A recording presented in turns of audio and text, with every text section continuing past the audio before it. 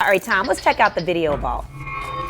If you've ever seen Warren Beatty's Bugsy, then you caught a pretty good movie, but it wasn't completely accurate. Professor Larry Gragg, author of the book Benjamin Bugsy Siegel, is giving a lecture tomorrow night at the Clark County Library, which separates fact from fiction about this mobster who was influential in the early days of the strip. He was here from 41 till his death in 47, but as everyone knows, there were already hotel casinos, El Rancho Vegas, The Last Frontier. Siegel's initial interest was in downtown casinos. He was part owner of several because of the wire service.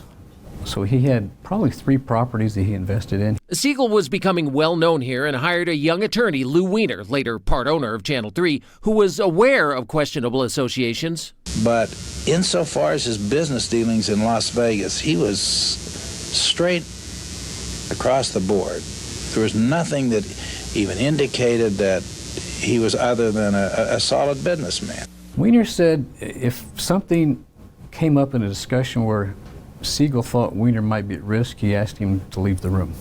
El Portel theater manager Lou Atkin learned the other side of Siegel when he used the hated nickname. I said, "Bugsy, your seats are ready."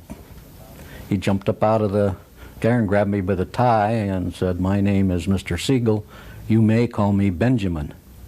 And then he just brushed my tie down just like you would see in the movies. Hair trigger temper. He could be just this pleasant guy and turn on a dime. Meanwhile, entrepreneur Billy Wilkerson began work on a new resort while gambling away the money needed for completion. Siegel offered to put up $1 million. But with that come conditions, and the conditions are that he's not going to be the sole owner of the Flamingo. That's where myth joins reality, with a construction budget bloated from graft and overruns to more than $5 million in mob funding. After a huge grand opening celebration, the casino lost money and the hotel briefly closed for retooling. Someone had to answer.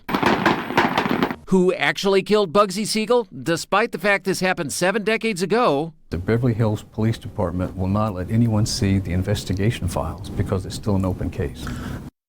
Well, that lecture is free. It takes place tomorrow night at the Clark County Library on East Flamingo. We've got a link in the video vault section of news3lv.com.